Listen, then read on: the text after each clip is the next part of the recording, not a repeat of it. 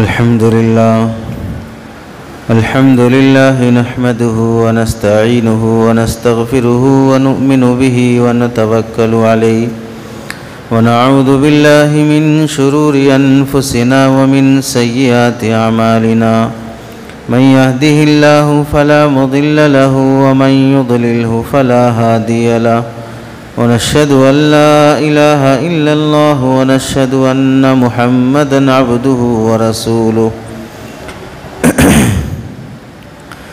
أما بعد فقد قال الله تبارك وتعالى في القرآن المجيد والفرقان الحميد أعوذ بالله من الشيطان الرجيم بسم الله الرحمن الرحيم ومن الناس من يعبد الله على حرف فإن أصابه خير اطمأن به وإن أصابته فتنة انقلب على وجهه خسر الدنيا والآخرة ذلك هو الخسران المبين وقال النبي صلى الله عليه وسلم من سن سنة حسنة فله أجرها وأجر من عمل بها أو كما قال النبي صلى الله عليه وسلم اللهم صل على سيدنا محمد وعلى آل سيدنا محمد وبارك وسلم اللهم صل على سيدنا محمد وعلى آل سيدنا محمد وبارك وسلم اللهم صل على سيدنا محمد وعلى آل سيدنا محمد وبارك وسلم میرے محترم عزیزوں، بزرگوں اور دوستوں، قرآن مجید کی آیت اور حدیث پاک کی روشنی میں آپ حضرات کے سامنے جو بات عرض کرنی ہے، ویسے تو موجودہ حالات میں جو منکرات بڑھ رہے ہیں، ہمارے سماج میں جو بے اعتدالیاں اور اپنے آپ کو بدنام کرنے والی بے سکونی اور بے چینی کی زندگی سے جینے والی جتنی حرکتیں ہو رہی ہیں، ان میں سے ایک اہم اور بہت ہی نامناسب ہمارے سماج میں خلا طلاق کی بڑھتی ہوئی نوبت، اس پر کچھ باتیں عرض کرنے کا ارادہ تھا۔ انشاءاللہ اگلی جمعہ اس موضوع پر عرض کیا جائے گا۔ ماہ سفر سے متعلق کچھ باتیں عرض کرنے کا ارادہ ہے جو ہم سب کے ایمان سے تعلق رکھنے والی چیز ہے کہ اس وقت مسلمان ایمانی کمزوری کا، عقیدے کی کمزوری کا جو شکار ہو چکا ہے، اس کی وجہ سے مسلمان کی حیثیت، مسلمان کے اندرون کی بے چینی، مسلمان اپنے اندر سے جو ٹوٹ چکا ہے، جینے میں مزہ نہیں آ رہا ہے، زندگی گزارنے کی اصل لذت اور حقیقت نصیب نہیں ہو رہی ہے، کیوں جی رہا ہوں، کیوں اللہ نے مجھے پیدا کیا، کاش ہم پیدا نہ ہوئے ہوتے، ایسے تصورات آنے لگے ہیں ایک اچھی زندگی نہیں جینے کی وجہ سے۔ اچھے لوگوں کو زندگی بڑی نعمت لگتی ہے کیونکہ یہی زندگی ہے جس سے ہم جنت اور آخرت کما سکتے ہیں۔ واپس ہم جہاں سے آئے ہیں وہاں جا تو نہیں سکتے ہیں، لیکن جہاں جانا ہے اس کی تیاری میں کوتاہی بھی نہیں ہوگی۔ قرآن مجید میں اللہ رب العزت ارشاد فرماتے ہیں وَمِنَ النَّاسِ مَن يَعْبُدُ اللَّهَ عَلَى حَرْفٍ، لوگوں میں سے بہت سے ایسے ہیں جو کنارے کنارے کھڑے ہو کر اللہ کی عبادت کرتے ہیں۔ کنارے رہ کر عبادت کرنے کا مطلب کیا ہے؟ فَإِنْ أَصَابَهُ، اگر انہیں کوئی بھلائی پہنچتی ہے، نعمت ملتی ہے، اطمئن بہ، تو پھر اس سے وہ مطمئن ہوتے ہیں، خوش ہوتے ہیں کہ چلو نماز پڑھنے سے، داڑھی رکھنے سے، دین پر چلنے سے، شریعت پر چلنے سے، فلاں مفتی صاحب کا فتویٰ مان کر اپنا حق چھوڑ دینے سے، پراپرٹی اور حصے میں جو تقسیم کرنا ہے وہ صحیح شریعت کے مطابق کرنے سے اللہ نے ہمیں بہت برکت دی، بہت عزت دی، تو اس سے خوش ہو کر، مطمئن ہو کر مزید عبادت پر جمے رہتے ہیں۔ وَإِنْ أَصَابَتْهُ فِتْنَةٌ انقلب عَلَى وَجْهِهِ، اور اگر دین اور شریعت پر چلنے کے باوجود، عبادات کرنے کے باوجود، ایک اچھا مسلمان بن کر جینے کی نیت کرنے کے باوجود بھی اگر ان پر کچھ حالات اور مصیبتیں آ جاتی ہیں تو پھر اس صورت میں یہ لوگ سمجھتے ہیں کہ پھر دین پہ چل کے فائدہ کیا ہے، ہم اللہ کی اتنی عبادت کر کے فائدہ کیا ہے؟ اتنا ہم پابند ہوں کے فائدہ کیا ہے؟ اتنی پابندی کے باوجود بھی ہمارے حالات نہیں سدھر رہے ہیں۔ ہم سے بہتر تو وہ لوگ، وہ گنہگار لوگ ہیں جو عیاشی کر رہے ہیں، مزے کر رہے ہیں۔ ہم خالی پیلی پابندی کر کے کچھ نصیب نہیں ہو رہا ہے، نہ عزت ہے، نہ برکت ہے، نہ دولت ہے، نہ راحت ہے، وہی قرضوں کی، مصیبتوں کی زندگی ہے۔ تو پھر یہ لوگ سمجھتے ہیں پھر بہتر ہے ہم بھی ویسے ہی عیاشی کی زندگی جی لیں گے، ہم بھی ایسے ہی مزے کر لیں گے، اب اتنی عبادتیں کر کے تو کچھ نہیں مل رہا ہے۔ تو اللہ تعالیٰ فرماتے ہیں انقلب علی وجہہ، یہ لوگ پھر جہاں سے آئے تھے، جس گناہ کی زندگی سے آئے تھے، اسی گناہ کی زندگی میں واپس لوٹ جاتے ہیں۔ خسر الدنیا والآخرہ، یہ لوگ دنیا اور آخرت کے خسارے اور گھاٹے میں ہیں۔ ذالک هو الخسران المبین، اور بہت بڑا خسارہ اور گھاٹا یہی ہے کہ آدمی آخرت کا خسارہ کر لے، آخرت کا گھاٹا کر لے۔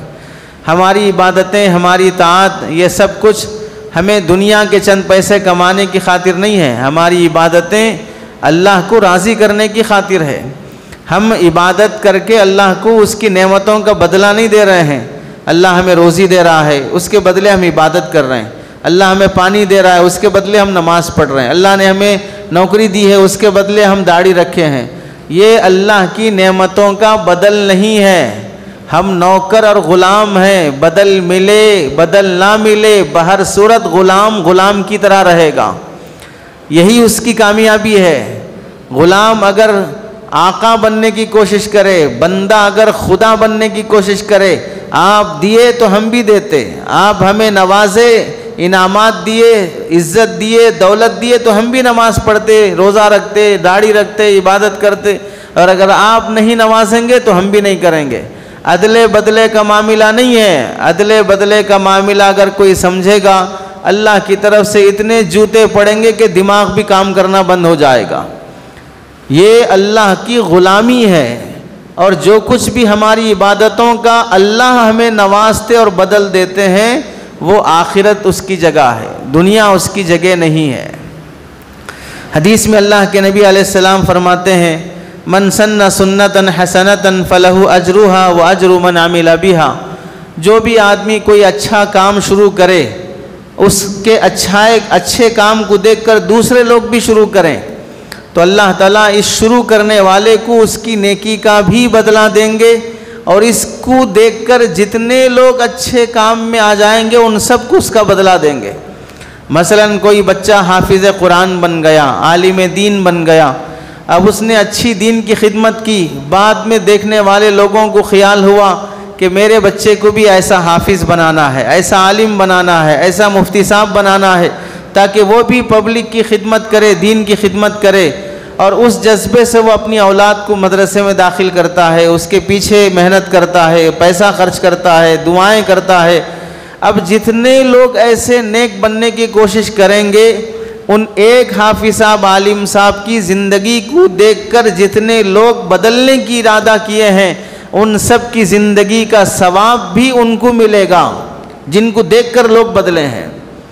ایسی کوئی بھی نیکی شروع کرو کہ ہماری نیکی کو دیکھ کر دوسرے لوگ بھی نیکی کرنے والے بن جائیں، تو ہمیں بیٹھے بیٹھے مفت میں ثواب ملتا رہے گا کہ جتنے لوگ عمل کر رہے ہیں سب کا ثواب مل رہا ہے۔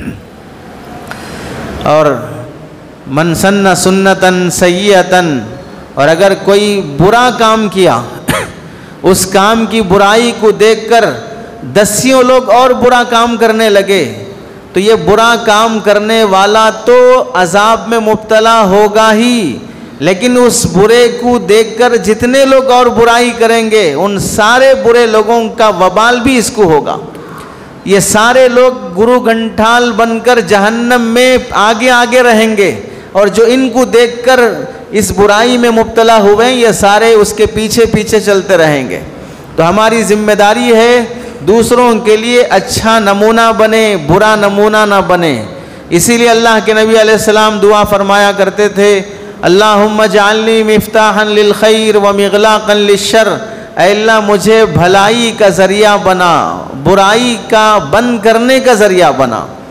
اے اللہ مجھے برائی کا راستہ نہ بنا کہ مجھے دیکھ کر لوگ برے راستے پہ چلنے لگیں، مجھے برائی کو بند کرنے کا راستہ بنا کہ مجھے دیکھ کر لوگ برائی سے رک جائیں۔ آج ہم دیکھ لیں، اگر کوئی آدمی کوئی فلم دیکھا، کوئی سیریل دیکھا، کوئی اچھا شو دیکھا، اس میں کوئی ایموشنز ہیں، رونے کی باتیں ہیں، کچھ عشق اور پیار محبت کی باتیں ہیں، تو انہیں دیکھنے کے بعد آدمی عشق اور پیار محبت میں مبتلا ہو گیا، گانوں میں، عیاشی میں مبتلا ہو گیا، گرل فرینڈ بوائے فرینڈ بنانے میں مبتلا ہو گیا، اپنی جدا ہوئی اور چھوٹی ہوئی، چھوڑ کر گئی ہوئی گرل فرینڈ کے بارے میں رونے لگا، اور کسی بابا کے پاس، کسی عامل کے پاس، اور کہیں دوستوں کے پاس شراب کی محفلیں اور امیدیں، اور پھر اس کے بعد پیسہ خرچ کر کے اسے واپس لانے کی کوششیں، جو کچھ بھی ہمارے سماج میں بے حیائی اور عیاشی چل رہی ہے، یہ سب کس کے سے رہ جائے گا؟ جو لوگ فلم بنا رہے ہیں، جو لوگ فلم کو پروموٹ کر رہے ہیں، اور جو لوگ آگے بڑھ بڑھ کے ان فلموں کے ایوارڈز دینے میں لگے ہیں، یہ سارے کے سارے اگر ایمان پر نہیں مرے تو جہنم میں گرو گھنٹال بنے رہیں گے۔ اور یہ سب جو ان کے فالوورز ہیں، فینس ہیں، رونے چیخنے چلانے والے ہیں، یہ سب کے سب ساتھ جہنم میں پیچھے پیچھے چلتے رہیں گے۔ اچھا کام کرو گے تو اچھی جماعت پیچھے چلے گی، برا کام کرو گے تو برا گروہ اور گھنڈوں اور عیاشوں اور جانوروں کا ایک جھنڈ پیچھے لگ جائے گا۔ ماہ سفر سے متعلق جو باتیں عرض کرنی ہیں، اسلامی سال کے لحاظ سے سفر کا مہینہ دوسرا مہینہ کہلاتا ہے، محرم پہلا مہینہ ہے۔ سفر کے معنی ہے خالی ہونا۔ اس مہینے کا نام اس وجہ سے رکھا گیا ہے کہ عرب میں رہنے والے لوگ محرم کا مہینہ، ذی قعدہ کا مہینہ، ذی الحجہ کا مہینہ اور محرم کا مہینہ، یہ 3 مہینے جنگ نہیں کرتے تھے، چوری چکاٹی نہیں کرتے تھے، کسی سے لڑائی جھگڑے نہیں کرتے تھے، لوٹ مار نہیں کرتے تھے، چونکہ اس زمانے سے بھی ذی قعدہ، ذی الحجہ، محرم، ان 3 مہینوں کا احترام کیا جاتا تھا۔ عزت اور احترام، جیسے ہم لوگ رمضان کے مہینے کا بہت احترام کرتے ہیں، رمضان کے مہینے میں چہرے پہ اس طرح نہیں چلاتے، رمضان کے مہینے میں بولتے ہیں بھئی رمضان کا مہینہ جھوٹ نہیں بولتا، رمضان کے مہینے میں بڑے شریف بننے کی کوشش کرتے ہیں۔ تو یہ جیسے ہم لوگ رمضان کے مہینے کی عزت کرتے ہیں، زمانے جاہلیت میں عرب کے لوگ ذی قعدہ، ذی الحجہ، محرم، ان 3 مہینوں کا بہت احترام کرتے تھے۔ اس واسطے وہ لوگ کہیں نہیں جاتے تھے، نہ لڑائی جھگڑے کے لیے، نہ جنگ کے لیے، نہ چوری کے لیے، گھروں میں رہتے تھے۔ سفر کا مہینہ جب آتا تو وہ احترام والے مہینے ختم ہو گئے۔ جیسے رمضان کا مہینہ ختم ہو گیا تو ہمارے اندر کا پورا شیطان جاگ جاتا ہے، اور عید کے دن ہی کوئی فلم دیکھنے کے لیے تھیٹر پہ چلے جاتا ہے، کوئی اپنی گرل فرینڈ کے ساتھ، کوئی غلط کام کرنے کے لیے، کوئی زنا بدکاری کے لیے اپنے اپنے حساب سے گناہ کے راستے چن لیتے ہیں۔ ویسے ہی جیسے رمضان ختم ہوا سارے شیاطین نکل پڑتے ہیں، چاہے وہ آسمان سے چھوٹے ہوئے ہوں یا زمین کی پیداوار ہو۔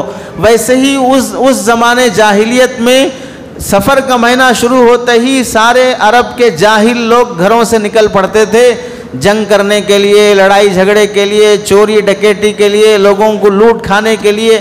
تو ان کے گھر اور شہر خالی ہو جایا کرتے تھے، اس واسطے اس مہینے کا نام رکھا گیا سفر، یعنی اس مہینے میں پورا شہر خالی ہو گیا ہے۔ سفر کا یہ عقیدہ جو جاہلوں نے گھڑا ہے، اس کو ختم کرنے کے لیے احادیث میں اس مہینے کا نام سفر المظفر اور سفر الخیر رکھا گیا۔ سفر المظفر کا مطلب ہے کامیابی کا مہینہ، سفر الخیر کا مہینہ ہے خیر کا مہینہ۔ مطلب یہ ہوگا کہ جو لوگ یہ سمجھتے ہیں کہ اس مہینے میں آسمان سے بلائیں نازل ہوتی ہیں، زمین پر مصیبتیں آتی ہیں یا کچھ آفتیں آتی ہیں، جس کی وجہ سے اس مہینے کے بارے میں نحوست والا عقیدہ رکھتے ہیں کہ اس مہینے میں کوئی اچھا کام نہیں کرنا، نکاح نہیں کرنا، کوئی اچھے کام کی اوپننگ نہیں کرنا، کوئی نیا گھر نہیں بنانا، نئے گھر میں شفٹ نہیں ہونا، منگنی نہیں کرنا، کسی بھی طرح کا اچھا کام نحوست سمجھ کر چھوڑ دیتے ہیں۔ ایسے بے وقوفوں کی تردید کے لیے نام رکھا گیا سفر المظفر، کہ اس مہینے میں اگر کچھ کام کرو گے تو امید ہے کامیابی ملے گی، امید ہے خیر ملے گا، نحوست کچھ نہیں ہوگی۔ تو اس لیے اس مہینے کا نام سفر المظفر رکھا گیا۔ چونکہ ایسی نحوست والے عقیدے رکھنا یہ اسلامی تعلیمات کے خلاف ہے، ایمان کی کمزوری کی علامت ہے۔ کوئی مہینہ، کوئی دن، کوئی گھڑی، کوئی لمحہ، کوئی جگہ شریعت اور اسلام کے لحاظ سے نہ منحوس نہیں ہوتی ہے، نہ کوئی انسان منحوس ہے، نہ کوئی جگہ منحوس ہے، نہ کوئی جانور منحوس ہے، یہ ساری کی ساری کائنات اللہ کی بنائی ہوئی ہے، نحوست کہیں پر بھی نہیں ہوتی ہے۔ نحوست کہاں پر ہوتی ہے آگے اس کا تذکرہ آئے گا کہ نحوست کہاں کہاں ہوتی ہے۔ اللہ کے نبی علیہ السلام ایک حدیث قدسی میں فرماتے ہیں یسبنی ابن آدم یسب الدہر، انسان مجھے گالیاں دیتا ہے۔ اللہ فرماتے ہیں کہ انسان مجھے گالیاں دیتا ہے، برا بھلا کہتا ہے۔ کیسے اللہ کو برا بھلا کہتا ہے؟ یسب الدہر، وہ زمانے کو برا کہتا ہے، یہ ٹائم برا چل رہا ہے، یہ مہینہ خراب چل رہا ہے، یہ ہفتہ خراب چل رہا ہے، آج کا دن پورا خراب گیا ہے۔ تو یہ جو ٹائم کو برا بھلا کہتا ہے یہ دراصل اللہ کو برا بھلا کہہ رہا ہے۔ کیوں؟ انا اقلب اللیل والنہار، اس واسطے کہ دن رات کا نظام کون چلا رہا ہے؟ مہینے کس نے بنائے؟ ہفتے کس نے بنائے؟ جمعہ، ہفتہ، اتوار، پیر، منگل، یہ سب دن کس نے بنائے؟ صبح شام کا وقت کس نے بنایا؟ سورج طلوع ہونا، غروب ہونا، سارا نظام کون چلا رہا ہے؟ جب یہ اس سسٹم کو برا کہہ رہا ہے تو سسٹم چلانے والے کو برا کہہ رہا ہے، تو وہ اللہ کو برا کہہ رہا ہے۔ تو اللہ تعالیٰ سخت ناراضگی کا اظہار فرماتے ہیں جو بندے وقت کو برا بھلا کہتے ہیں۔ تاریخی لحاظ سے دیکھا جائے سفر کا مہینہ تاریخی لحاظ سے بھی بہت اہمیت رکھتا ہے، چنانچہ تاریخ کی واقعات احادیث میں لکھا ہے اللہ کے نبی علیہ السلام کی چہیتی بیٹی حضرت فاطمہ رضی اللہ تعالیٰ عنہ سب سے چھوٹی بیٹی ہیں، اور حضرت علی رضی اللہ تعالیٰ عنہ جو حضرت فاطمہ رضی اللہ تعالیٰ عنہ کے شوہر اور حضرت نبی کریم صلی اللہ علیہ وسلم کے داماد ہیں، ان دونوں مقدس شخصیات کا نکاح سفر کے مہینے میں ہوا ہے۔ اگر یہ مہینہ منحوس ہوتا تو اللہ کے نبی علیہ السلام اپنی پیاری بیٹی اور جنت کی خواتین کے سردار حضرت فاطمہ کا نکاح سفر کے مہینے میں نہ کراتے۔ ظاہر سی بات ہے اسلام پوری دنیا کے لیے ہے، صرف مکہ مکرمہ مدینہ منورہ کے لیے نہیں ہے۔ جب سفر کے مہینے میں آپ نے اپنی چہیتی بیٹی کا نکاح فرمایا اور وہ جنت کی عورتوں کی سردار بنی ہے، اسی نکاح کے صدقے سے حضرت حسن، حضرت حسین، حضرت محسن تین بہترین نوجوان اللہ کے نبی علیہ السلام کے نواسے بنے ہیں۔ بالخصوص ان میں حضرت حسن، حضرت حسین رضی اللہ تعالیٰ عنہ ایسے نوجوان نواسے ملے کہ اللہ کے نبی علیہ السلام نے ان کے بارے میں بشارت دی کہ جنت کے نوجوانوں کے سردار بنیں گے۔ جو لوگ یہ سمجھتے ہیں کہ سفر کے مہینے میں نکاح کرنے سے نکاح ناکام ہو جائے گا، بچے پیدا نہیں ہوں گے، انہیں حضرت فاطمہ اور حضرت علی سے بہتر جوڑا کون سے مہینے میں پیدا ہوگا؟ حضرت حسن، حضرت حسین جیسے مبارک اولاد کون سے مہینے میں پیدا ہوگی؟ یہ سب سے بڑی تردید ہے ایسے بے وقوفوں کے لیے جو سمجھتے ہیں کہ سفر کے مہینے میں نکاح نہیں کرنی چاہیے۔ تو آپ علیہ السلام نے اپنی چہیتی بیٹی کا نکاح سفر کے مہینے میں ہی فرمایا اور ان سے نیک اولاد حسن حسین رضی اللہ تعالیٰ عنہ پیدا ہوئے ہیں۔ سفر کے مہینے میں حضرت ابو ہریرہ رضی اللہ تعالیٰ عنہ دسیوں حدیثوں میں آپ کا نام سنا ہوگا۔ حضرت ابو ہریرہ رضی اللہ تعالیٰ عنہ کتنے مشہور صحابی ہیں یہ، اور پھر ان کا پورا قبیلہ دوس، یہ پورا قبیلہ سفر کے مہینے میں اسلام قبول کیا ہے۔ سفر کے مہینے میں ایک اور بڑے صحابی ہیں جو یمامہ کے رہنے والے تھے اور وہ پورے یمامہ قبیلے کے سردار تھے، سمامہ بن اسال رضی اللہ تعالیٰ عنہ۔ یہ سمامہ بن اسال رضی اللہ تعالیٰ عنہ اسلام قبول کیے سفر کے مہینے میں، اور ان کے اسلام قبول کرنے کی وجہ سے ان کا پورا قبیلہ اسلام میں داخل ہوا سفر کے مہینے میں۔ سفر کا مہینہ منحوس ہوتا تو اتنی بڑی مقدس شخصیات اسلام کیسے قبول کرتی؟ سفر کے مہینے میں اللہ کے نبی علیہ السلام کی وفات کے قریب یا وفات کے فوری بعد نبی کریم صلی اللہ علیہ وسلم کے زمانے سے ہی نبوت کا جھوٹا دعویٰ کرنے والے شخصوں میں سے ایک بدماش اور کذاب قسم کا شخص اسود انسی جس کا نام ہے، وہ نبوت کا دعویٰ کیا۔ اس سے جنگ کرنے اور لڑنے کے لیے اللہ کے نبی علیہ السلام نے جو لشکر تیار کر کے بھیجا ہے اور جو لشکر اس بدماش اور کذاب اور جھوٹے سے جا کر لڑا ہے وہ اسی سفر کے مہینے میں جا کر اس سے جنگ ہوئی ہے۔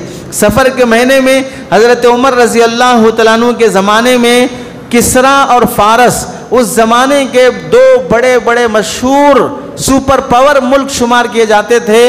حضرت عمر رضی اللہ تعالیٰ عنہ کے زمانے میں کسرا کا جو محل فتح ہوا ہے وہ سفر کے مہینے میں فتح ہوا ہے۔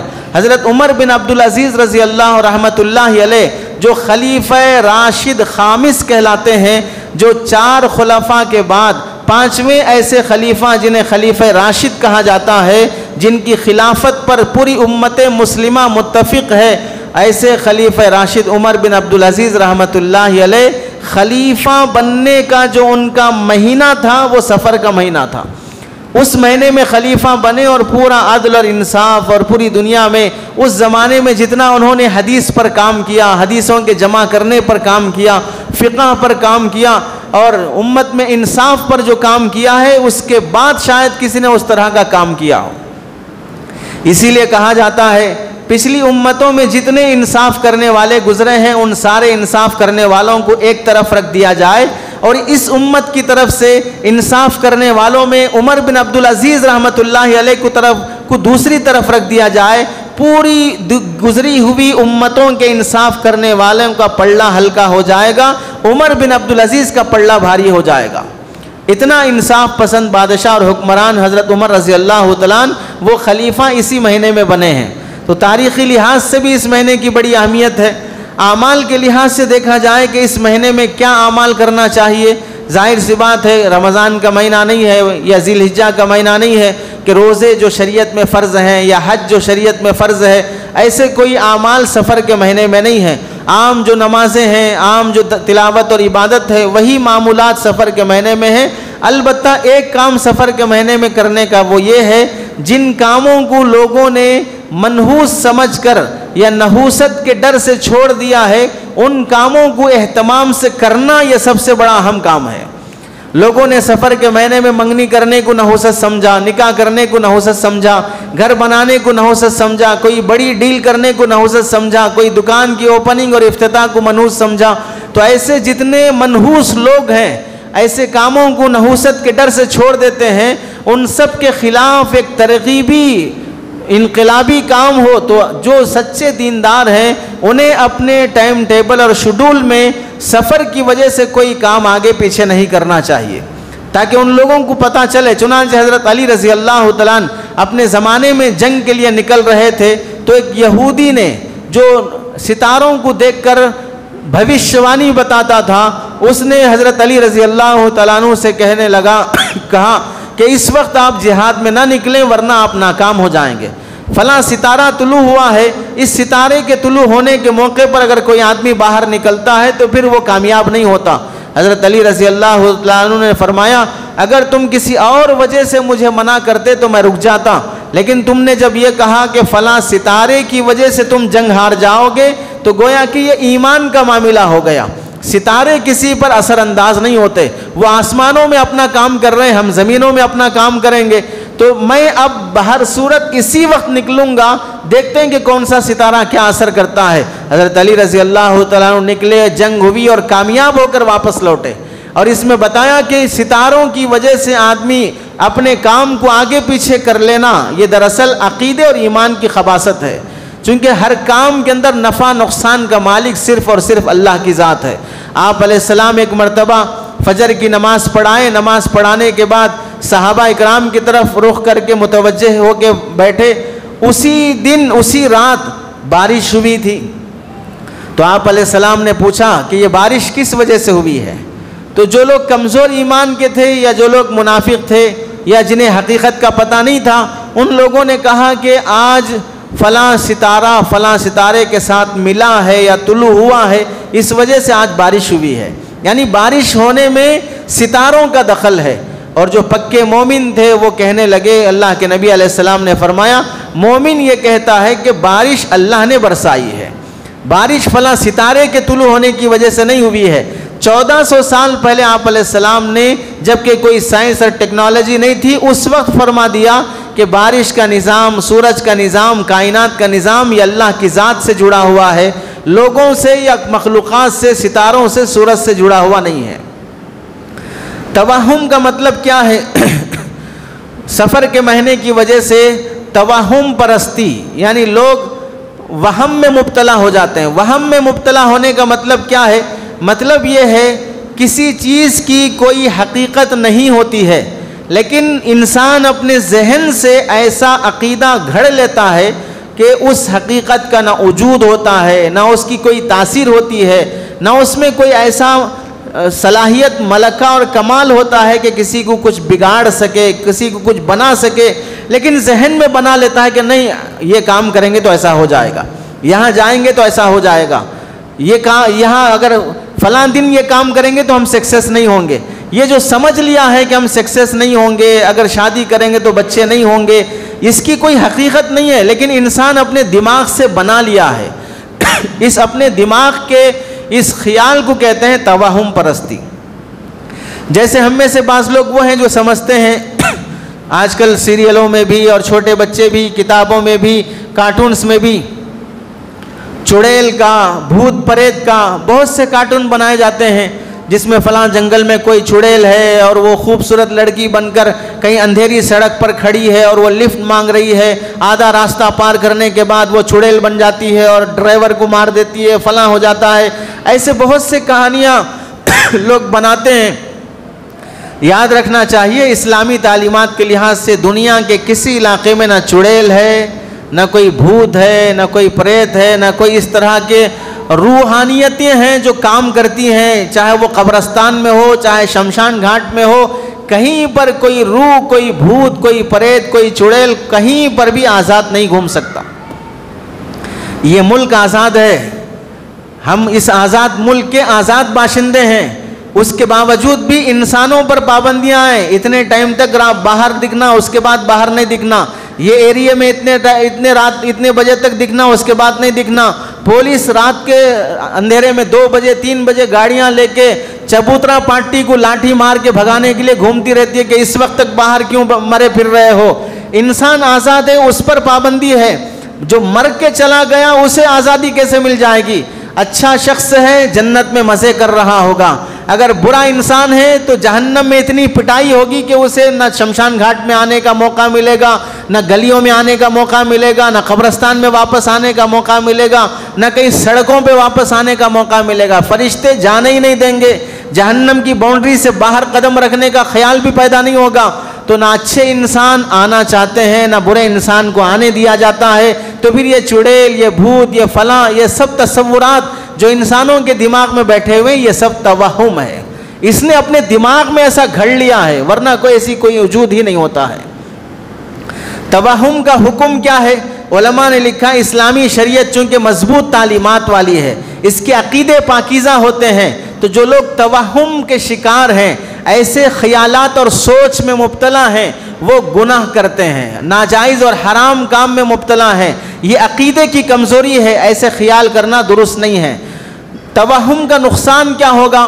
نقصان یہ ہوگا جو آدمی کسی کو منحوس سمجھنا، نحوست کا عقیدہ رکھنا، وہم میں مبتلا ہو جانا، ایسے مرض کا شکار ہو جاتا ہے، ایسا آدمی سچی اور حق بات کو قبول کرنے کے لیے تیار نہیں ہوتا ہے۔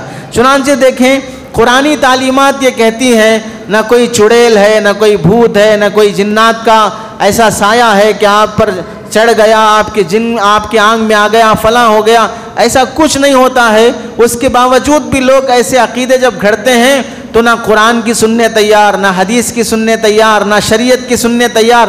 بابا جو بولیں گے وہی سنیں گے، لٹیرا جو بولے گا وہی سنے گا، مفتی صاحب اور فلاں شیخ الحدیث، فلاں بزرگ، فلاں ولی یہ بولیں گے تو بھی سننے کے لیے تیار نہیں ہے۔ آپ ہی دیکھ لیں، آپ ہی کے بستی میں جمعہ کے دن عصر کے بعد داڑھی کٹا ہوا نالائق اور بدماش قسم کا نمازیں چھوڑ کر بیٹھتا ہے، برقعے والی لڑکیاں، عورتیں بچوں کو لے کر، پانی کا بوتل لے کر، وہ بھی نمازیں چھوڑ کر لائن اور قطار میں لگی رہتی ہیں۔ جمعہ کا دن ہے، عصر کی نماز کا وقت ہے، مبارک گھڑی ہے، فرشتوں کی تبدیلی کا موقع ہے، دعا کی قبولیت کی گھڑی ہے، درود کی فضیلت ہے، یہ سب چھوڑ کر اللہ سے مانگنے کے بجائے بدماش سے مانگنے کے لیے بوتلیں لے کے کھڑی ہیں، اور وہ دم کر رہا ہے اور یہ سمجھ رہی ہیں کہ اس سے میرے بچے کو شفا مل رہی ہے۔ اگر اس بچے کو شفا مل بھی جائے اس کے دم کرنے اور پانی سے، تو بھی اس یقین رکھنے والی کا ایمان تو خراب ہو گیا، اس کا عقیدہ تو خراب ہو گیا۔ ویسے اگر دیکھا جائے تو پھر جو لوگ مورتی کی پوجا کر رہے ہیں، پھیرے لے رہے ہیں، ننگے پیروں سے سیڑھیاں چڑھ کر 700 سیڑھیاں، 600 سیڑھیاں، 300 سیڑھیاں، تروپتی کی مندر جا کر وہاں پر ٹخلا کرا کر، پانی میں ڈبکی لگا کر، وہاں پر پھیرے لے کر، لڈو کھا کر، اس طرح کی جو خرافات کر رہے ہیں یا اپنے مذہب کے لحاظ سے وہ پوجا کر رہے ہیں، ان کے بھی کام بن رہے ہیں، تو پھر کہنا چاہیے وہ مذہب بھی صحیح ہے، وہ عبادت بھی صحیح ہے، پوجا بھی صحیح ہے، وہ بھی کر سکتے ہیں، تو پھر اسلام کا اور کفر کا فرق کیا باقی رہے گا؟ اگر کسی کو اچھا ہو جاتا ہے کچھ کرائم کرنے سے، مثال کے طور پر ایک آدمی محنت سے کما کر، خون پسینہ بہا کر، دھوکہ دیے بغیر پوری امانت داری کے ساتھ کما کے گھر بناتا ہے، اور ایک آدمی جھوٹ، رشوت، سود، حرام، سب چیزیں حرام کے پورے طریقے اپنا کر وہ بڑا بنگلہ بناتا ہے، رزلٹ دیکھو دونوں کا کتنا ہے۔ حلال والے کا ایک مکان بنا لیا، حرام خور نے بنگلہ بنا لیا، تو اب یہ کہیں گے کہ بھئی رزلٹ پہ فیصلہ کرو، رزلٹ کیا ہے؟ اس کا مکان بنا حلال سے، وہ بنگلہ بنا لیا حرام سے، تو اب بنگلے کو دیکھ کر ہم کہیں گے کہ بھئی جب بنگلے بن سکتے ہیں تو حرام بھی صحیح ہونا چاہیے، جب مکان بن رہا ہے تو پھر حلال جب صحیح ہے تو بنگلے بن رہے ہیں، بڑے بڑے بلڈنگیں بن رہے ہیں تو حرام بھی صحیح ہونا چاہیے۔ دنیا میں رزلٹ پر فیصلہ نہیں ہوتا ہے، رزلٹ پر فیصلہ آخرت میں ہوتا ہے۔ جنت ملی تو کامیاب، جہنم ملا تو ناکام، یہ فیصلے آخرت میں ہوتے ہیں۔ دنیا میں چلنے کا راستہ وہ بھی صحیح ہونا چاہیے، صرف کھانا یہ مطلوب نہیں ہے، کھانے کا طریقہ بھی صحیح ہونا چاہیے، صرف گھر بنانا یہ مقصود نہیں ہے، گھر بنانے کا راستہ بھی صحیح ہونا چاہیے۔ آدمی اگر ہاتھ سے اٹھا کے کھاتا ہے تو بھی پیٹ میں جائے گا، بھینس، بکری، کتا سب ہاتھ سے اٹھائے بغیر ڈائریکٹ منہ لگا کے کھاتے ہیں تو بھی پیٹ میں جا رہا ہے، تو اب یہ کہیں کہ مقصود تو پیٹ میں ہی جانا ہے، چاہے ہاتھ سے اٹھا کے کھاؤ چاہے منہ لگا کے کھاؤ، تب آدمی اب منہ لگا کے کھا رہا ہے، بھینس اور بیل کی طرح منہ لگا کے پی رہا ہے، تو اب رزلٹ تو دونوں کا ایک ہی ہے کہ پیٹ میں جا رہا ہے، تو فرق کیا ہے؟ فرق یہی ہے کہ وہ جانور اور یہ انسان ہے۔ اللہ نے ہاتھ کا جو سلیقہ دیا ہے، انگلیوں کو موڑنے کا جو پاور دیا ہے، وہ دینے کے باوجود بھی تم جانوروں کی طرح کھا رہے ہو۔ تو دنیا میں رزلٹ نہیں دیکھا جائے گا، دنیا میں رزلٹ کے ساتھ ساتھ کام کرنے کا طریقہ بھی دیکھا جائے گا، تم جانے کا راستہ کیسے استعمال کر رہے ہو۔ اسے سادہ زبان میں اکابر سمجھاتے ہیں، ایک ہے اپنی ماں کو ماں کہنا، دوسرا ہے اپنی ماں کو یہ کہنا میرے باپ کی بیوی۔ امی جان کھانا نکالیے، میرے باپ کی بیوی کھانا نکالیے، دونوں سے مقصود کون ہے؟ ایک ہی ہے۔ پہلے جملے سے بھی ماں ہی مراد ہے اور دوسرے جملے سے بھی ماں ہی مراد ہے، لیکن آپ نے جو انداز اپنایا ماں کو بلانے کا وہ انداز غلط ہے۔ پہلے امی جان کہتے وہ طریقہ صحیح تھا، دوسرے میں تم نے میرے باپ کی بیوی کہا، یہ طریقہ غلط ہے۔ مقصود دونوں سے ایک ہی عورت ہے، تو دنیا میں جانے کا راستہ بھی صحیح اپنانا پڑتا ہے۔ تو نقصان یہ ہوتا ہے کہ آدمی اپنے مادی نفع کی وجہ سے، دنیاوی فائدے اور نقصان کی وجہ سے دین، شریعت، اسلام پر چلنے تیار نہیں ہوتا۔ اس کے دماغ میں یہی ہوتا ہے اگر میں سفر کے مہینے میں کوئی کام کروں گا تو نقصان ہو جائے گا۔ نقصان کا ڈر اتنا بیٹھا ہے کہ اب وہ شریعت کو ماننے تیار نہیں، اسلام کو ماننے تیار نہیں، دین اور شریعت کی تعلیمات کو ماننے کے لیے تیار نہیں۔ وہ قرآن حدیث کی باتیں، مفتی صاحبوں کی باتیں، خطیب صاحبوں کی باتیں سب اپنی جگہ صحیح بھائی، لیکن ہم نہیں کرتے، ہم نہیں کر سکتے۔ مطلب کیا ہوا کہ دنیا کا نفع نقصان کا ڈر اتنا بیٹھا ہوا ہے کہ شریعت، قرآن، حدیث، اللہ رسول کی باتیں یہ سب انسان پیچھے ڈال دیتا ہے توہم کی وجہ سے۔ تو ایمان کس قدر کمزور ہو گیا۔ یہی وجہ تو ہے کہ آج کی تازہ خبروں میں دیکھ لیجئے، مسلمان لڑکی بنگلہ دیش سے ادھر آتی ہے، یہاں غیر مسلم لڑکے سے نکاح کر لیتی ہے اور محبت کے بھگوا لو ٹریک کے جال میں پھنس جاتی ہے، چند دنوں تک اس کے ساتھ زندگی گزارتی ہے، پھر وہی ظالم درندہ حیوان اپنی ہی بیوی کے ساتھ دھندے پر لگا کر پیسہ کمانا شروع کرتا ہے، مجبور ہو جاتی ہے، ظلم کرنا شروع کرتا ہے، تنگ آ کر جب وہ پولیس اسٹیشن میں جاتی ہے تو الٹا اس کے خلاف کیس کر دیا جاتا ہے کہ یہ بنگلہ دیش سے ہندوستان آئی ہوئی ہے، اور پولیس اسی کو جیل میں کر دیتی ہے۔ حقیقت معلوم کرنے تیار نہیں۔ اب آئی ہے، اس کا جرم ہوگا قانوناً، لیکن اس پر جو ظلم ہوا ہے، اسے جو دھندے پہ لگایا گیا ہے، اب یہاں پر غلطی کس کی ہے؟ غلطی بنیادی طور پر اسلام مذہب کو چھوڑ کر اپنے مادی نفع کی خاطر، جسمانی خواہش کی خاطر مذہب بدل دینا، اسلام چھوڑ دینا، خدا رسول کو چھوڑ دینا، اس کی اللہ تعالیٰ پکڑ نہیں کریں گے۔ عزت بھی گئی، لوگوں کے لیے دھندے کا بستر بھی بن گئی، قانونی جرم اور سزا میں بھی مبتلا ہو گئی، اب اسی حال میں موت آئے گی، کفر کی حالت میں تو جہنم بھی ملے گی۔ پتہ کیا چلا؟ مادی نفع کی خاطر کتنے آخرت کے نقصان کر لیے. مادی نفع کی خاطر خاندان بھی خراب، اپنا ملک چھوڑنا پڑا، اپنے خاندان کو چھوڑنا پڑا، اپنے مذہب کو چھوڑنا پڑا، عزت کی بیوی بھی نہیں بن سکی، نیک اولاد بھی نہیں مل سکی، اچھا سسرال بھی نہیں مل سکا، اچھا شوہر بھی نہیں مل سکا. کتنی مصیبتیں آئی ہیں ایک اللہ کا حکم دین اسلام کو چھوڑنے کی وجہ سے. ایسی ہزاروں دسیوں لڑکیاں ہیں جو آئے دن اپنے مذہب کو چھوڑ کر دوسرے مذہب میں کنورٹ ہو رہی ہیں، بھگوا لو ٹریک میں مبتلا ہو رہی ہیں اپنے خواہشات کی خاطر، اپنی جسمانی لذتوں کی خاطر. اور نتیجہ ان کا کیا ہو رہا ہے؟ نتیجہ یا تو خودکشی پر آ رہی ہیں، نتیجہ یا تو ان کا سوسائڈ ہو رہا ہے، نتیجہ یا تو انہیں مار کر ٹکڑے کر کے پھانسی پر، ٹرک پر یا ریلوے پٹری پر کہیں نہ کہیں ٹکڑے کر کے پھینک دیا جاتا ہے. 3 4 بچے ہونے کے باوجود بھی نتیجہ کیا ہوتا ہے کہ دھندوں میں لگا کر بدماشی اور زناکاری میں مبتلا کر دیا جاتا ہے. کوئی پرسان حال مدد کرنے کے لیے تیار نہیں ہوتا. ظاہر سی بات ہے لوگوں کے دلوں میں، دماغوں میں جب یہ بٹھا دیا گیا، ہندوستان میں 600 سال سے زیادہ 800 سال کے قریب مسلمانوں کی، مغلوں کی حکومت رہی. اس کے باوجود بھی جو مشہور کیا جا رہا ہے کہ فلاں مذہب خطرے میں ہے، فلاں مذہب خطرے میں ہے، جو زہر گھولا جا رہا ہے. 800 سال مسلمانوں کی حکومت رہی، وہ مذہب کبھی خطرے میں نہیں رہا. اس کے بعد 200 سال انگریز اس ملک میں رہا، کبھی وہ مذہب خطرے میں نہیں رہا. اس کے بعد آزادی کے 70-75 سال تک ایک سیاسی حکومت یہاں پر ہمیشہ حکومت کرتی رہی جو اب زوال کی شکار ہے. اس کے زمانے میں بھی کبھی وہ مذہب خطرے میں نہیں رہا. لیکن جب سے 2014 سے فلاں حکومت آئی، اس کے بعد سے لے کر اب کیا 12 13 14 سال ہونے کو آ رہے ہیں، اس عرصے میں چپراسی سے لے کر وزیر اعظم تک سب اسی مذہب کے شدت پسند لوگ ہیں. اب مذہب خطرے میں آ گیا ہے. سوچنے کی بات ہے، مسجدیں مسلمانوں کی توڑی جائیں، خطرہ مندر خطرے میں ہے. مسلمانوں کی درگاہوں کو، خواجہ اجمیری رحمت اللہ علیہ کی مزار کو بھی مندر بنا کر اس پر کیس کر دیا جائے، پھر یہ کہیں کہ مندر خطرے میں ہے. درگاہوں پر قبضے ہو رہے ہیں، بلڈوزر چل رہی ہے، مسلمانوں کے گھروں کو بلڈوزروں سے ہلاک کیا جا رہا ہے، اور خطرے میں کوئی اور ہے. نقصان کس کا ہو رہا ہے اور پرچار کیا کیا جا رہا ہے؟ یہ دوہرا تضاد کیسے دکھایا جا رہا ہے؟ لیکن ہے لوگوں کے دماغوں میں ایسا گوبر اور زہر بھرا ہوا کہ وہ انسان کو انسان کی نظر سے دیکھنے ہی تیار نہیں ہے. تو یہ نقصان جو مادی منفعت کی خاطر ہو رہا ہے، لوگ سمجھنے کے لیے تیار نہیں ہوتے جب انسان توہم پرستی کا شکار ہو جاتا ہے. یہاں تک دماغ خراب ہو گیا لوگوں کا. ایک نادان تو کہنے لگا کہ 2040-45 تک انڈیا کی کرنسی ڈالر کو بھی پیچھے چھوڑ دے گی. انڈیا کی کرنسی ڈالر کو بھی پیچھے چھوڑ دے گی. کیا ترقی کرے گا ملک؟ 2014 میں ڈالر انڈیا کے کرنسی کے حساب سے 60 روپے کے آس پاس ایک ڈالر ہوتا تھا. اب 10-12 سال کے عرصے میں 85 روپے کو پہنچ گیا ہے. تو یہ آگے بڑھ رہا ہے، ڈالر کے پیچھے ہو رہا ہے. اور کیسے ہوگا نہیں معلوم، لیکن ہمیں فلاں نے بتا دیا ہے، اس واسطے ہمارے دماغوں میں بیٹھا ہوا ہے.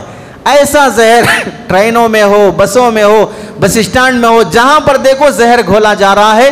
آدمی کسی کو سانپ اور بچھو کی نظر سے دیکھ رہا ہے، انسان کی نظر سے نہیں دیکھ رہا ہے. عورتیں ہوں، بچے ہوں، بوڑھے ہوں، پڑھے لکھے ہوں، ہر شخص ایک زہریلے، جیسے کسی کو زہر سانپ کاٹ دے، سانپ کاٹ دینے کے بعد اگر اس کے جسم میں زہر سرایت کرنا شروع ہو جائے تو لوگوں نے لکھا ہے کہ اب اسے میٹھی چیز کڑوی چیز میٹھی لگتی ہے. حالانکہ نہ چیز میٹھی ہے نہ وہ کڑوی ہے، میٹھی میٹھی ہے، کڑوی کڑوی ہے. زہر جسم میں ایسا پھیل گیا ہے کہ اب اسے میٹھی چیز بھی کڑوی لگتی ہے. تبھی مسلمان کڑوا نہیں ہے، مسلمان میٹھا ہے. مسلمان کڑوا نہیں ہے، مسلمان میٹھا ہے. تبھی 800 سال حکومت کرنے کے بعد بھی کوئی زہر نہیں اگلا. 800 سال یہاں پر حکومت کرنے کے بعد مندروں کو دان دیا ہے. 800 سال حکومت کرنے کے بعد بڑے بڑے پوسٹوں پر مسلمانوں کے ساتھ ساتھ غیر مسلموں کو آگے بڑھایا ہے. اس کے باوجود بھی زہر یہ ہے کہ مسلمان اس ملک کے لیے نقصان دہ ہے. یہ توہم پرستی سیاسی لحاظ سے ہے. جیسے ہم اس مہینے میں ایسا سوچ لیتے ہیں کہ یہ فلاں کام کرنے سے نحوست آئے گی. مذہبی لحاظ سے مسلمانوں کے بارے میں یہ سمجھ لیا گیا کہ یہ ہمارے ملک کے لیے نقصان دہ ہیں، تو وہی معاملہ ہوگا جو مسلمان اپنے توہمات کے ساتھ کرتا ہے۔ اللہ کے نبی علیہ السلام کے زمانے میں توہم کے 2 واقعات احادیث میں ملتے ہیں۔ ایک واقعہ یہ ہے کہ اللہ کے نبی کے زمانے میں مدینہ منورہ میں جو لوگ باہر سے آتے تھے، آنے کے بعد مدینے میں بستے، اگر مدینہ آنے کے بعد ان کو جو ڈلیوری ہوتی، لڑکا پیدا ہوتا، اور ان کے جو جانور ہیں اونٹ اونٹنی، اس اونٹنی کو اگر نر بچہ پیدا ہوتا، اونٹ پیدا ہوتا، تو پھر وہ مدینے میں آیا ہوا خاندان یہ سمجھتا مدینہ ہمارے لیے بہت اچھا شہر ہے، یہاں کے رہنے والے مذہب کے مسلمان بھی بہت اچھے مذہب والے ہیں، کیوں ہمیں لڑکا پیدا ہوا ہے، یہاں آنے کے بعد بیٹا پیدا ہوا، یہاں آنے کے بعد ہمارا بزنس ترقی کر گیا، یہاں آنے کے بعد ہماری بچی کی شادی ہو گئی، یہاں آنے کے بعد ہمارا کام سیٹ ہو گیا۔ ایسا عقیدہ اس زمانے کے جاہلوں کا، آج بھی بہت سے لوگ عقیدہ رکھتے ہیں، وہ گلی میں تھے کاروبار نہیں چل رہا تھا، یہاں آ کے سیٹ ہوئے بہت ترقی کر گئے، وہ گھر میں تھے کچھ بھی کام نہیں بن رہا تھا، دوسرے گھر میں شفٹ ہوئے فوراً بچی کی شادی بھی ہو گئی، بچے بھی ہو گئے، فلاں بھی ہو گئے۔ تو کسی جگہ کو منحوس، کسی جگہ کو برکت والی سمجھنا ایمان کی کمزوری کی علامت ہے۔ پوری زمین اللہ کی بنائی ہوئی ہے، اور پھر اگر مدینے میں آئے ہوئے ان لوگوں کو مدینہ آنے کے بعد بیٹی پیدا ہوتی اور اس کے اونٹ کو مادہ پیدا ہوتی، تو پھر وہ سمجھتے کہ نہیں مدینہ ہمارے لیے اچھا شہر نہیں ہے، اور یہاں کے رہنے والے اچھے لوگ نہیں، کیوں نہیں ہے، ہمیں لڑکی پیدا ہوئی ہے، اور وہ پھر مدینہ چھوڑ کے چلے جاتے۔ چنانچہ اللہ کے نبی علیہ السلام کے زمانے کا دوسرا واقعہ لکھا ہے کہ ایک آدمی اللہ کے نبی علیہ السلام کے ہاتھ پر بیعت کیا کہ میں آپ پر اسلام قبول کرتا ہوں۔ بیعت کرنے کے بعد اسے بخار آ گیا، اب وہ سمجھا کہ بیعت کرنے کی وجہ سے مجھے بخار آیا ہے، اللہ کے نبی کے پاس واپس آیا اور کہنے لگا یا رسول اللہ میری بیعت واپس دے دیجئے، مجھے بیعت کی وجہ سے بخار آ گیا، میں جانا چاہتا ہوں۔ اللہ کے نبی نے انکار کر دیا، بیعت واپس نہیں ہوگی۔ پھر 2 بار آیا، پھر تیسری بار آیا، 3 بار بھی اللہ کے نبی نے جب انکار کر دیا، اب وہ مدینہ چھوڑ کے چلا گیا کہ نہیں یہ مدینہ، یہ رسول، یہ سب ہمارے سیٹ ہونے والے نہیں ہیں، چھوڑ کے نکل دیا۔ تو کیا مطلب ہوا کہ بخار سے یہ سمجھا کہ اس کی وجہ سے بخار آیا ہے، حالانکہ رسول اللہ کے ہاتھ پہ بیعت کرنا کتنی بڑی سعادت ہے۔ جب آدمی کو اللہ تعالیٰ خود محروم کر دینا چاہتے ہیں تو ایسے خیالات پیدا ہوتے ہیں۔ تو آپ نے فرمایا مدینہ یہ آگ کی بھٹی کی طرح ہے، جب اس میں زنگ لگا ہوا لوہا ڈالو گے تو زنگ نکل جائے گا اور جو پیور لوہا ہے وہ باقی رہ جائے گا۔ ایسے ہی مدینے میں جو پیور ایمان والے ہیں وہ باقی رہ جائیں گے، جو نفاق والے ایمان رکھتے ہیں وہ مدینے سے باہر نکل جائیں گے۔ چنانچہ قیامت کی علامتوں میں بھی لکھا ہے جب دجال آئے گا تو اس زمانے میں لوگ مدینے میں جمع ہوں گے، لیکن جب مدینے کے باہر زلزلہ آئے گا تو لوگ سمجھیں گے کہ اب مدینے میں بھی زلزلہ آنے والا ہے، جتنے منافق ہوں گے وہ سارے مدینہ خالی کر کے باہر نکل جائیں گے۔ اللہ کے نبی فرماتے ہیں اب اس وقت جو لوگ مدینے میں رہیں گے وہ خالص ایمان والے رہیں گے، مدینے سے باہر جو نکل گیا وہ نفاق والا ہے۔ تو یہ نحوست والے عقیدے، چنانچہ آج ہمارے زمانے میں بھی بعض لوگ اسی سے ملتا جلتا عقیدہ رکھتے ہیں، شادی کے بعد اگر عورت کو، بیوی کو بیٹے پیدا ہونے لگے تو اس عورت کی بڑی عزت ہوتی کہ بیٹے پیدا ہو رہے ہیں، بہو کی بہت خوش عزت رہتی ہے، اور اگر اس عورت کو بیٹیاں پیدا ہونے لگیں تو پھر اس خاندان میں، لڑکے والوں میں اس عورت کو منحوس سمجھا جاتا ہے کہ پہلن بھی بیٹی ہوئی، دوسری بھی بیٹی ہوئی، فلاں بھی بیٹی ہوئی، یہ علاج کرایا، وہ علاج کرایا، یہ تعویذ ڈالا، فلاں کرایا، اس کے اندر ہی خباثت ہے۔ کتنے بدتمیز اور بدمعاش قسم کے لوگ وہ ہیں جو ایسی صورت میں اپنی بہو پر ظلم کرتے ہیں۔ شادی کے بعد بیٹی دودھ پیتی بچی کے ساتھ اس بہو کو میکے گھر بھیجا دیتے ہیں کہ نہیں اب اپنے اماں کے گھر چلے جاؤ، ہم تو سمجھے تھے بیٹا ہوگا، تم بیٹی پیدا کیوں؟ بیٹا بیٹی جنم دینا کیا عورت کوئی فیکٹری اور کمپنی ہے؟ کون سا ڈراپ ڈال کر کیا نکالنا ہے وہ ڈراپ ڈال کر نکال رہی ہے۔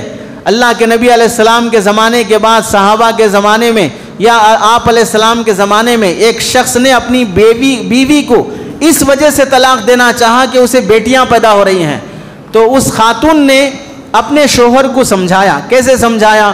عورت کی مثال اور مرد کی مثال، ایک کسان کھیت میں ہل چلاتا ہے، اس میں بیج ڈالتا ہے، جو بیج ڈالے گا وہی فصل اگے گی۔ اگر آم کا بیج ڈالا آم کی فصل اگے گی، اگر انار کی بیج ڈالا انار کی فصل اگے گی۔ عورت کی مثال بھی ایسی ہے کہ صحبت کرنے کے بعد جو مادہ منویہ ہے، جو ڈی این اے ہے، وہ مرد کا عورت میں منتقل ہوتا ہے۔ اگر مرد میں وہ صلاحیت ہے تو عورت کے اندر وہ چیز پیدا ہوگی۔ اس میں عورت کا کیا قصور ہے کہ عورت لڑکا پیدا کرے یا لڑکی پیدا کرے؟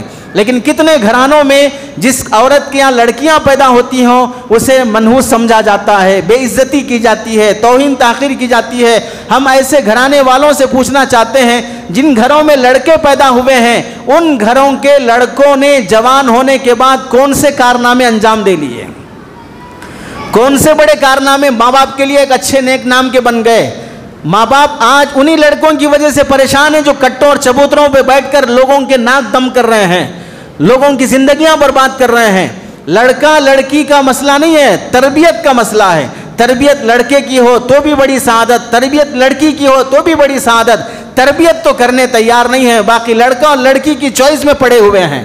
اللہ کے نبی علیہ السلام کے زمانے کے بعد توہمات سے متعلق علماء نے لکھا ہے، سفر کے مہینے میں بعض لوگوں کا عقیدہ تیرہ تیزی کا عقیدہ ہے۔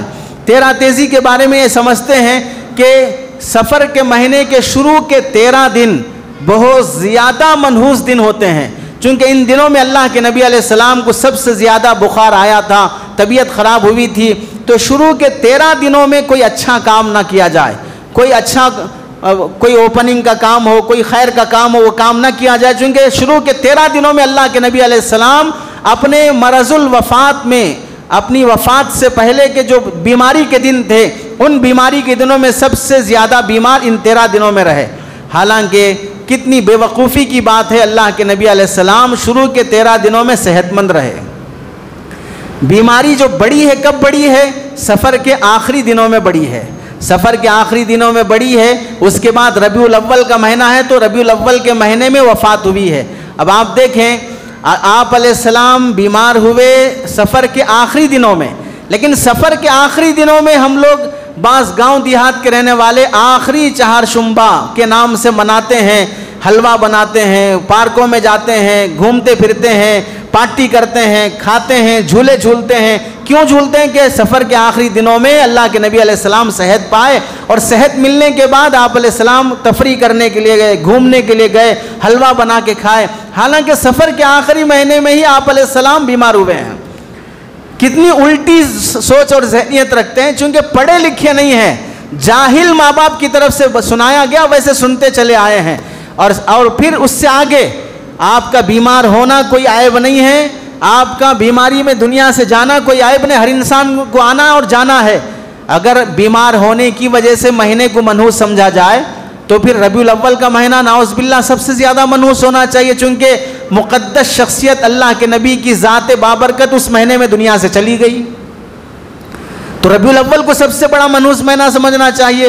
تو ربیع الاول کے مہینے میں جو جلوس نکلتے ہیں، جو میلاد کے جلسے ہوتے ہیں، جو اللہ کے نبی کے نام پر جو بدتمیزیاں بنائی جاتی ہیں، سڑکیں کی جاتی ہیں، وہ جو رسومات ہو رہے ہیں، بھئی اس مہینے میں تو نبی وفات پائے ہیں، جس مہینے میں نبی دنیا سے چلے گئے اس کو اور منحوس سمجھنا چاہیے۔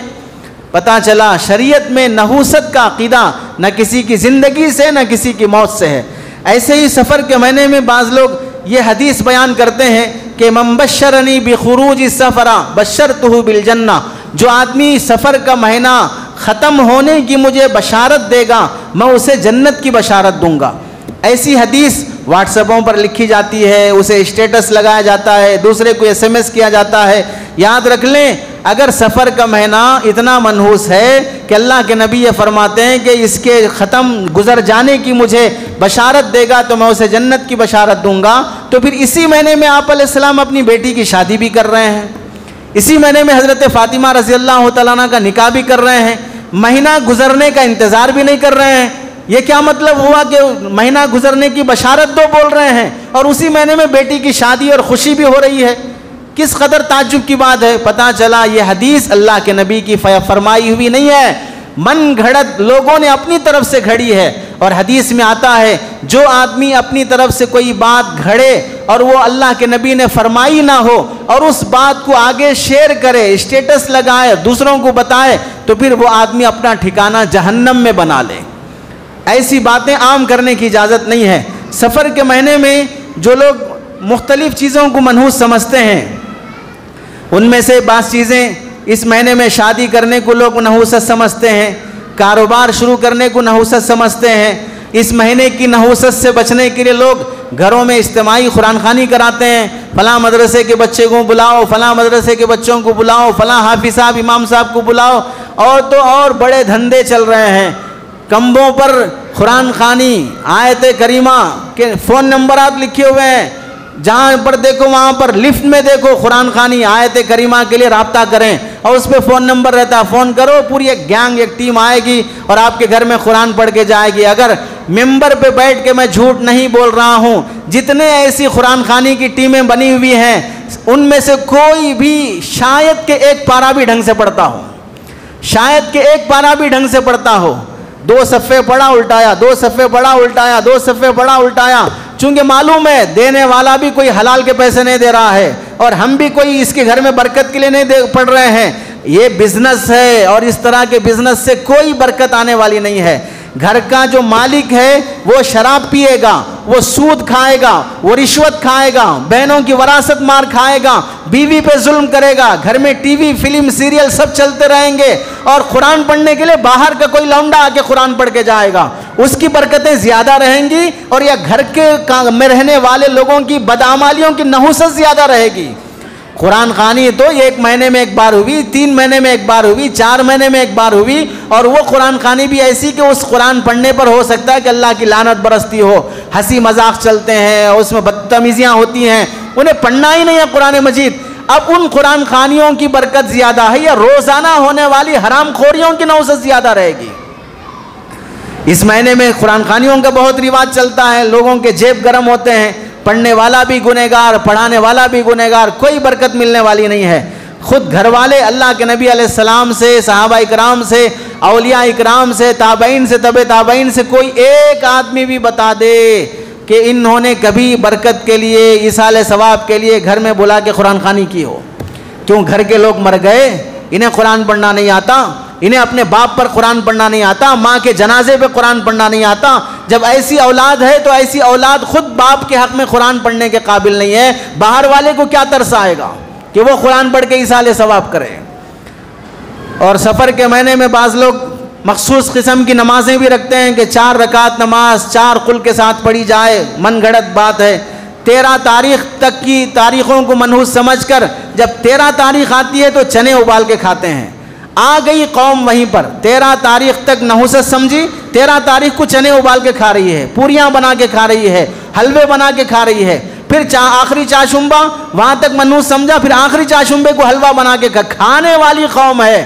کہیں بھی منحوس سمجھو پھر رزلٹ آ کے کھانے پہ رکا دو، رزلٹ لا کر کھانے پہ رکا دو۔ اس واسطے انہیں ملے بھی ویسے ہی لوگ ہیں جو کھلانے کی دعوت دیتے، وہ پوریوں کی فضیلت بیان کریں گے، حلوے کی فضیلت بیان کریں گے، اور مختلف قسم کے میٹھوں کی فضیلت بیان کریں گے، چونکہ ان کو بھی کھانا ہے اور ان کو بھی کھلانا ہے۔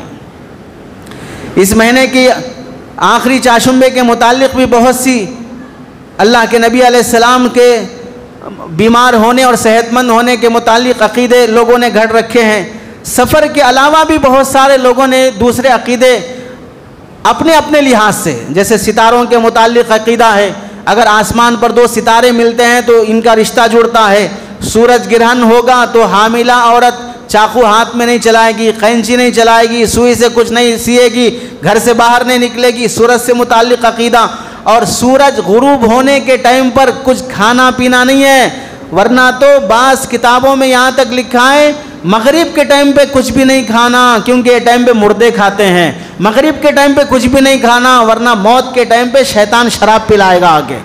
ایسا لوگوں نے عقیدہ گھڑ رکھا ہے۔ ہم ان سے پوچھنا چاہتے ہیں کہ پھر رمضان کے ٹائم پہ افطار کس وقت کرتے ہیں؟ افطار رات کے 12 بجے کرتے ہیں یا 8 بجے کرتے ہیں؟ وہ بھی تو مغرب کے ٹائم پہ ہی کرتے ہیں۔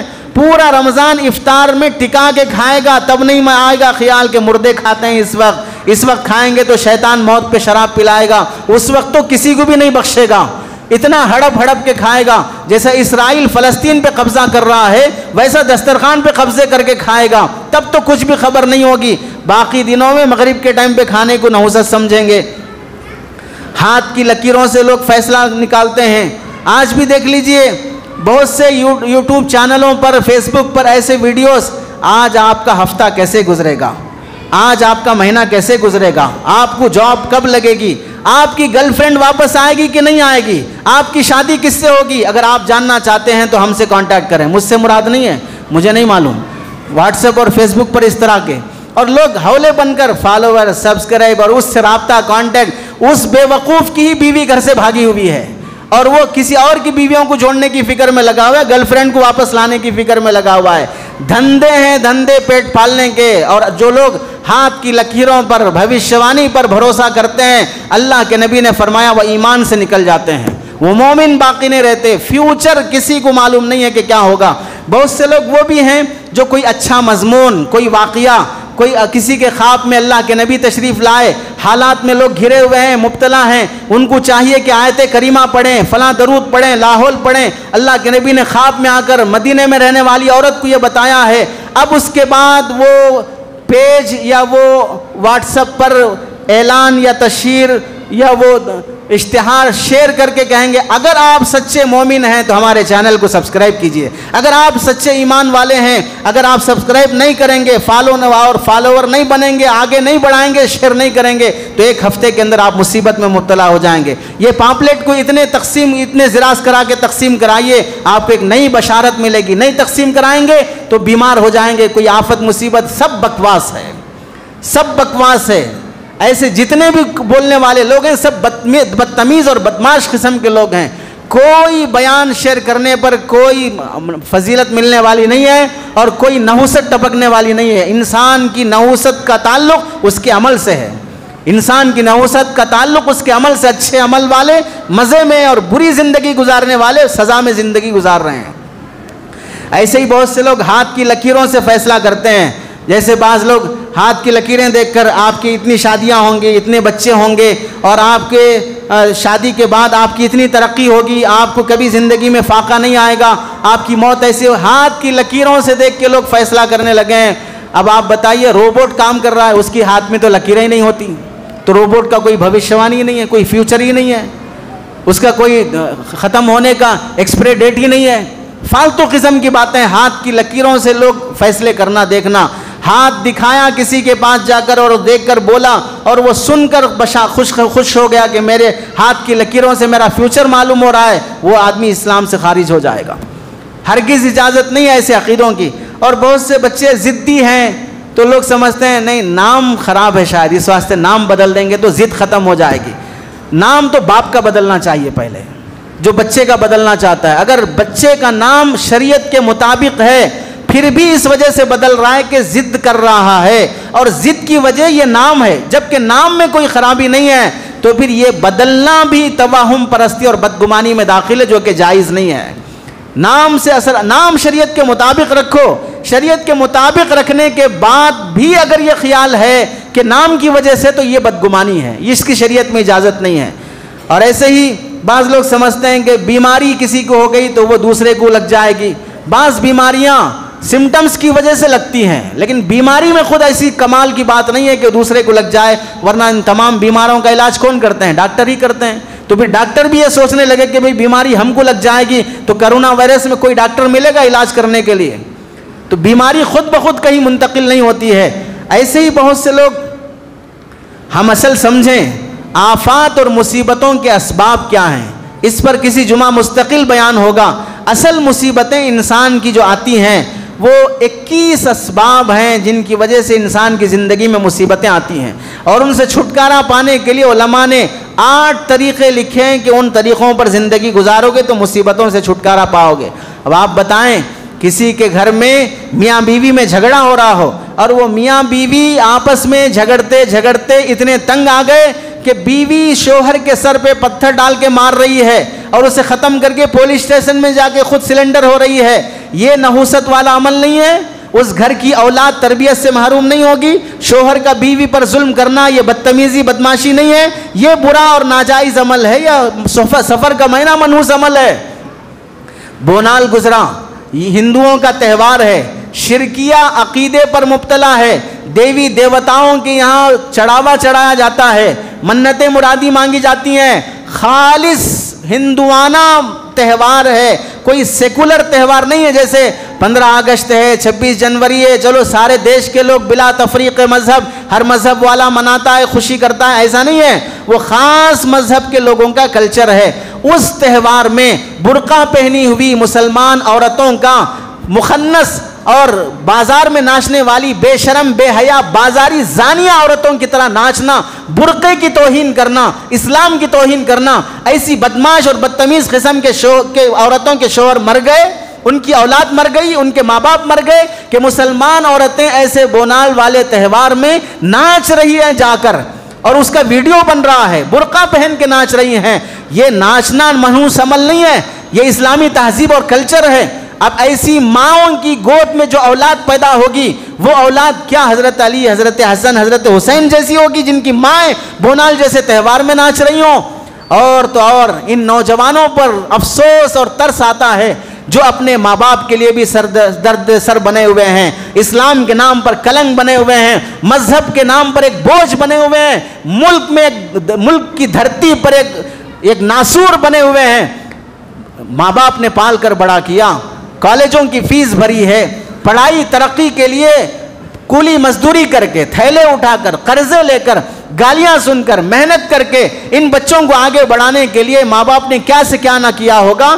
ایک فلم کیا نکل گئی، بہت چل رہی ہے آج کل، سیارہ فلم دیکھنے کی خاطر، یا کیا نام ہے صحیح سے پتا نہیں، کتنے نوجوان لڑکے لڑکیاں برقع پہنی ہوئی، 3 ہفتے پہلے سے میں ٹکٹ کے انتظار میں ہوں. تھیٹر میں ایسے مناظر گویا کہ ریئل میں ہو رہا ہے. فلم میں پردے پر ریل میں جو کچھ بھی دکھایا گیا ہے وہ ایکٹنگ ہے، حقیقت نہیں ہے.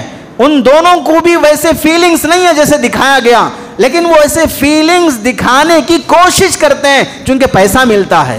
ایکٹنگ ویسے کرتے ہیں، لیکن ریئل میں دیکھنے والے لوگ ایسے بے وقوف بن گئے کہ کسی فلم تھیٹر میں ایک ہی گرل فرینڈ کے 2 بوائے فرینڈ آپس میں ٹکرا جاتے ہیں، وہیں دھکا مکا مکی ہو جاتی ہے، چوری پکڑی گئی. کہیں کوئی اپنی گرل فرینڈ کے ساتھ فلم دیکھنے جا رہا ہے، اسی فلم تھیٹر میں گود میں بیٹھ کے رو رہا ہے کہ ہم آئندہ سے لڑائی جھگڑے نہیں کریں گے، مل کے رہیں گے. فلم میں دیکھو محبت کے بعد بھی محبوب ملا تو بھی نہیں رہ سکتے، نہیں ملا تو بھی نہیں رہ سکتے، اپنی محبت سے جدا بھی نہیں ہو سکتے، اپنی محبت کو کسی اور کے ہاں دیکھ بھی نہیں سکتے.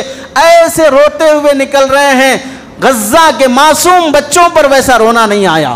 فلم تھیٹروں کے انتظار کرتے ہوئے، ٹکٹ پر پیسہ خرچ کرتے ہوئے شرم نہیں آئی. آج غزہ کے معصوم بچے 2 وقت کی روٹی کھانے کی خاطر سونا اور گھر کی چاندی بیچ رہے ہیں. خاندان اور پریوار کے لوگ اپنے گھر کا سامان بیچ کر 1 وقت کی روٹی خریدنے کے محتاج ہو گئے. چھوٹے چھوٹے معمولی قسم کے 5 روپے کے بسکٹ 100 ہزاروں کی تعداد میں بڑھ گئے. ایک ہفتے میں 111 بچوں کی موت بھوک کی وجہ سے ہو جاتی ہے.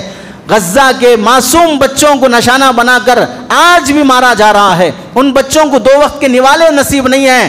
بھوکے ماں باپ اپنے چھوٹے چھوٹے بچے، اور بعض تو وہ جن کے اپنے بچے نہیں ہیں، وہ دوسروں کے بچوں کو جو رو رہے تھے، سڑک پر بلک رہے تھے، انہیں اپنایا، اڈاپٹ کر لیا کہ میں ان بچوں کو پالوں گا. اب اس کا حال یہ ہے کہ اس کے گھر میں آٹا خریدنے کے لیے کوئی سامان نہیں ہے. بچے بلک رہے ہیں، اپنے حصے کی کھانے کی جو روٹی اس نے رکھا ہے وہ بھی دے دیا ان بچوں کو، اور خود بھوکا رہ رہا ہے. وہ موت کے انتظار میں بیٹھا ہوا ہے کہ نہ پیٹ بھر سکتے ہیں، نہ بچوں کو پال سکتے ہیں. یہ منظر آج بھی غزہ کا چل رہا ہے. ایک طرف وہ معصوم بچے ایمان پر باقی ہیں، نمازوں کا اہتمام ہے، اللہ کے سامنے رونا دھونا ہے. ایک طرف یہ ہندوستان کے مسلمانوں کے نوجوان لڑکے اور لڑکیاں فلم تھیٹروں میں فلم دیکھ کے آنسو بہا رہی ہیں. انہیں حضرت حمزہ کی شہادت پہ رونا نہیں آیا، رسول اللہ کے 2 مہینے پیٹ پر پتھر باندھنے اور فاقے پہ رونا نہیں آیا. آپ علیہ السلام کے چچا حضرت حمزہ کی شہادت، حضرت علی رضی اللہ تعالیٰ عنہ کی شہادت، حضرت حسین کی شہادت، صحابہ اکرام کی قربانیاں، ان سب پر رونا نہیں آیا. اولیاء کی قربانیوں پر رونا نہیں آیا. مسجدیں مندروں میں بدلی جا رہی ہیں، رونا نہیں آیا. مسلمانوں کی زمینیں تنگ کی جا رہی ہیں، رونا نہیں آیا. غزہ کے ان حالات کو دیکھ کر رونا نہیں آیا. کس سے رو رہی ہیں؟ فلم دیکھ کے رو رہی ہیں. تھیٹروں میں نمونہ بنا ہوا ہے، تماشا بنا ہوا ہے. برقع پہنی ہوئی لڑکیاں کالج چھوڑ کر وہ فلم دیکھنے کے لیے جا رہی ہیں. کیسی بدماشی! ان لوگوں سے امید رکھی جائے گی کہ اللہ کی رحمت برسے گی. ہم لوگوں کے، ہم نوجوان مسلمان لڑکوں لڑکیوں کی ان آوارگی، بدماشی، بدتمیزی سے اللہ رحمت برسائیں گے. ظالم مسلط نہیں ہوگا، ظالمانہ قوانین نہیں ہوں گے، اسلام اور مسلمان کو ٹارگٹ بنا کر جوتے نہیں برسائے جائیں گے. اپنے اندر کی اصلاح کرو، اپنے دل کے داغ کو دھو.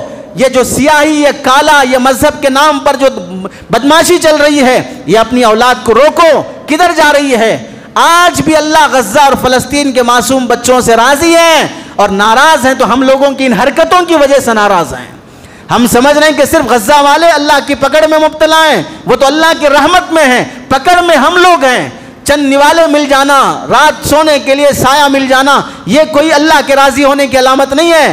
دلوں سے اللہ کی یاد نکل جانا، یہ اللہ کی پکڑ ہے. ہماری خانہ جنگیاں، بھائی بھائی کا دشمن، میاں بیوی کے دشمن، اولاد اولاد کے دشمن، یہ دشمنیاں یہ اصل اللہ کی پکڑ ہے. ظالم حکمران کا مسلط ہو جانا، مجبور کیا جانا گوبر کھانے پر، مجبور کیا جانا پیشاب پینے پر، مجبور کیا جانا شرکیہ جملے کہنے پر، اس سے بڑا اللہ کا عذاب اور کیا ہے؟ جان چلی جائے گی، شہادت ہوگی، اللہ ملے گا، جنت ملے گی. ایمان نکل رہا ہے ہماری بہنوں کے سینوں سے، ایمان نکل رہا ہے نوجوانوں کے سینوں سے. انہیں کہاں سے اللہ ملے گا، کہاں سے جنت ملے گی؟ اصل عذاب میں تو ہم مبتلا ہیں. توبہ کریں، ان گناہوں سے باز آئیں. اللہ سے دعا ہے کہ اللہ عمل کی توفیق نصیب فرمائے. آمین. وآخر دعوانا ان الحمدللہ رب العالمین.